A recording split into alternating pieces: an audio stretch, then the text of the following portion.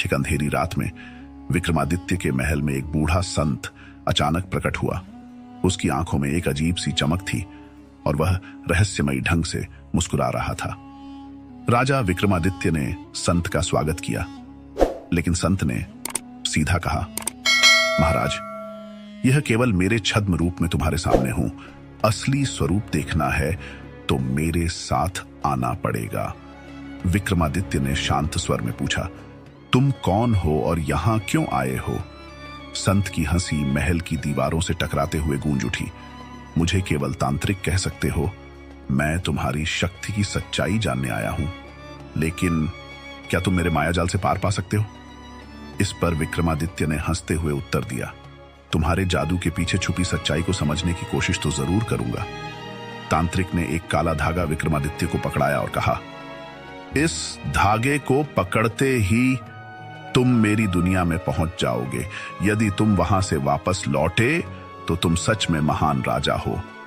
विक्रमादित्य ने धागा पकड़ा और अचानक चारों ओर एक घना अंधकार छा गया। अगले पल विक्रमादित्य ने खुद को एक अनजाने जंगल में पाया। वहां सैकड़ों आवाजें गूंज रही थीं, मानो चारों ओर परछाइयां जिंदा हो उठी हों। तभी एक रहस्यमयी आवाज ने विक्रमादित्य को चौंका दिया, राजा विक्रमादित्य, क्या तुम जानते हो कि यह केवल शुरुआत है? विक्रमादित्य ने आत्मविश्वास से उत्तर दिया, शुरुआत हो या अंत, सत्य का सामना मैं जरूर करूंगा। पर तभी जंगल में से एक परछाई विक्रमादित्य की ओर बढ़ी और ठहाके लगाते हुए बोली, राजा, क्या तुम इस जंगल से बाहर निकलने का रास्ता जानते हो, या मेरी शक्तियां तुम्हें भी यहीं बंद कर देंगी? विक्रमादित्य ने उस परछाई की ओर नजरें उठाईं, जो धीरे धीरे घने कोहरे से बाहर निकल रही थी। उसकी आकृति धुंधली और डरावनी थी और उसकी हंसी का शोर पूरे जंगल में गूंज रहा था। विक्रमादित्य ने अपने आप को संयमित करते हुए कहा, जो भी हो, इस रास्ते को समझकर ही वापस लौटूंगा। परछाई ने धीरे से कहा, अच्छा, तो चलो देखते हैं तुम्हारी ताकत और बुद्धिमानी कितनी है। इस जंगल से बाहर निकलने के लिए तुम्हें 3 सवालों के जवाब देने होंगे। अगर एक भी गलत जवाब दिया तो तुम हमेशा के लिए इसी जंगल में खो जाओगे। विक्रमादित्य ने आंखें बंद कर अपनी आत्मशक्ति को मजबूत किया और फिर बोला, पूछो, मैं तैयार हूं। परछाई ने अपना पहला सवाल पूछा, वह क्या है जो हमेशा चलता है, कभी रुकता नहीं, पर किसी को दिखाई नहीं देता? विक्रमादित्य ने थोड़ी देर सोचकर उत्तर दिया, वह समय है जो चलता तो रहता है पर किसी की पकड़ में नहीं आता। परछाई थोड़ी चौंकी, लेकिन उसने मुस्कुराते हुए कहा, ठीक है, चलो दूसरा सवाल सुनो।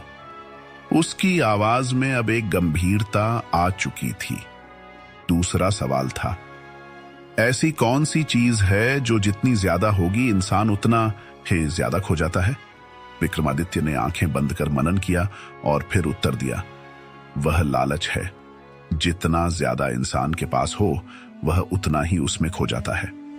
परछाई का चेहरा अब थोड़ा गंभीर हो गया। उसे समझ में आने लगा था कि विक्रमादित्य सरलता से हार मानने वाला नहीं है।